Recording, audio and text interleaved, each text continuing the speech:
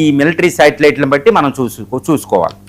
Right sir, అయితే భారత్లోకి అక్రమంగా వస్తున్న ఎవరైతే వచ్చారో చొరబాటుదారులను గుర్తించి వెనక్కి పంపించే చర్యలు జరుగుతున్నాయి. ఇందులో భాగంగా ఇటు బంగ్లాదేశ్ అలాగే ఇండియాకి మధ్య ఒక టెన్షన్ వాతావరణం అయితే నెలకొంది. ప్రస్తుతం అక్కడ ఎటువంటి పరిస్థితులు ఉన్నాయి సార్? ఎస్ అండి, ఇప్పుడు భారత్ బంగ్లాదేశ్ల మధ్య అంటే భారతదేశంలోని BSF అక్కడ బంగ్లాదేశ్ బోర్డర్లో సెక్యూరిటీ చూస్తుంది.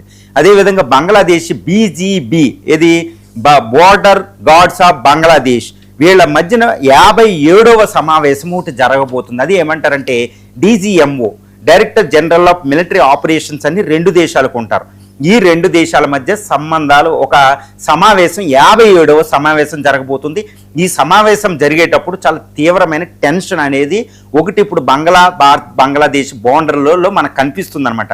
ఎందుకు జరుగుతుందంటే ఈ 4108 కిలోమీటర్ల బౌండరీ లైను చాలా సెన్సిటివ్ లైను, తర్వాత 54 ట్రాన్స్ బౌండరీస్ ఉంటాయి. ఎక్కడా కూడా ఒక మౌండ్ హిల్ అనేది ఉండదు, ఒక కొండ పెద్ద ఎత్తైన ప్రదేశం ఉండదు.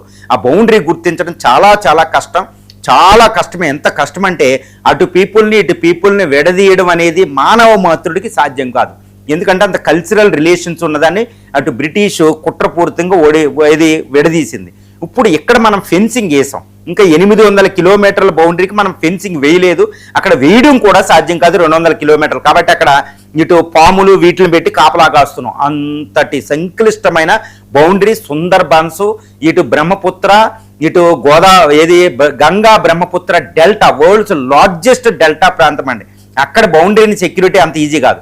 దీన్ని ఆసరా తీసుకుని బంగ్లాదేశ్ నుంచి చాలా మంది అక్రమ సొరబాట్లు వచ్చారు. ఇప్పుడు బీజేపీ గవర్నమెంట్ చెప్తున్నట్టు 1.5 కోటి మంది ఎంత అనేది కాదు, సొరబాట్లు అయితే గడిచింది.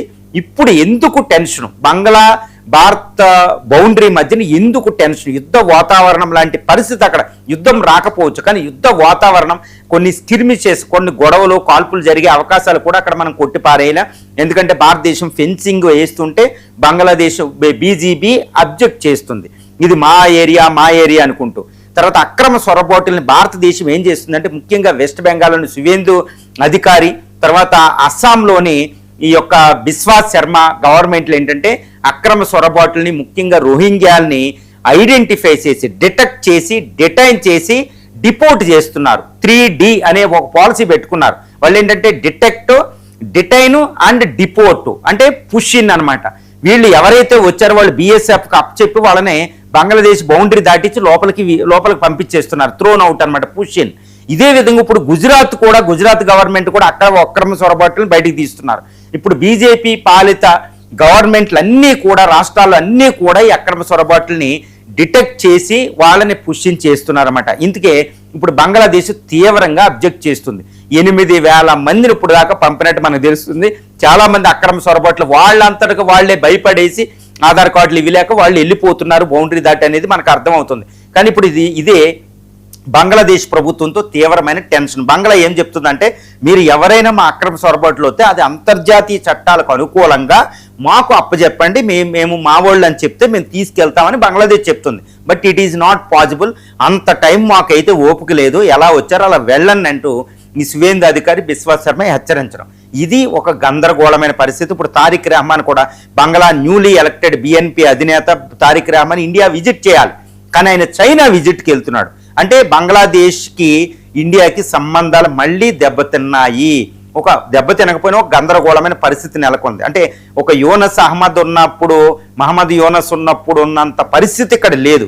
కానీ సొరబాట్లు అనేది అత్యంత ప్రధానమైన వివాదాస్పదమైన అంశం అవడం వల్ల తారిక్ రెహమాన్ చైనా వెళుతున్నట్టు తెలుస్తుంది. ఇప్పుడు చైనా పాకిస్తాన్ దూరం పెట్టడం జరిగింది బంగ్లా, కాకపోతే ఇప్పుడు చైనా పాకిస్తాన్ మళ్ళా దగ్గర అవుతున్నట్టు తెలుస్తుంది. ఇదే నిజమైతే మాత్రం ఇటు చైనా నుంచి JF-10 ఫైటర్స్ని తెచ్చుకుంటుందని తెలుస్తుంది. అంటే చైనా యొక్క యుద్ధ సామగ్రి బంగ్లాదేశ్లో కూడా డిప్లాయ్ చేయొచ్చు. కాబట్టి ఇండియా చాలా జాగ్రత్తగా ఈ అక్రమ సొరబాట్ల విషయాన్ని ఇటు బంగ్లాదేశ్ ప్రభుత్వంతో ఈ మిలిటరీ చర్చల్లో చర్చించుకోవాలి.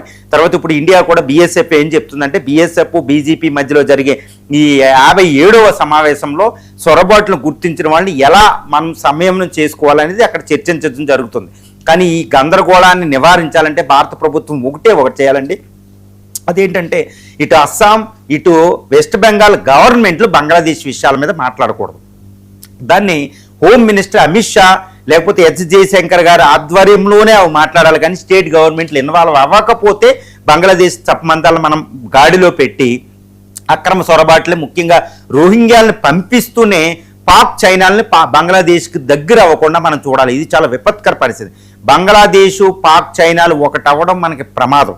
కాబట్టి సొరబాటుదారులను పంపించిన ఈ బంగ్లాదేశ్కి వాళ్ళు మాత్రం ఎట్టి పరిస్థితుల్లో క్లోజ్ అవ్వకుండా చూడకపోతే మాత్రం మనకి చాలా పెద్ద ప్రమాదం ఉంటుంది. ముఖ్యంగా రోహింగ్యాలు అక్రమ సొరబాటుదారులు వాళ్ళ అంతటికి వాళ్ళే భయపడి వెళ్ళిపోతున్నారని తెలుస్తుంది. ఇది ఒక గుడ్ సైన్ అన్నమాట. రైట్.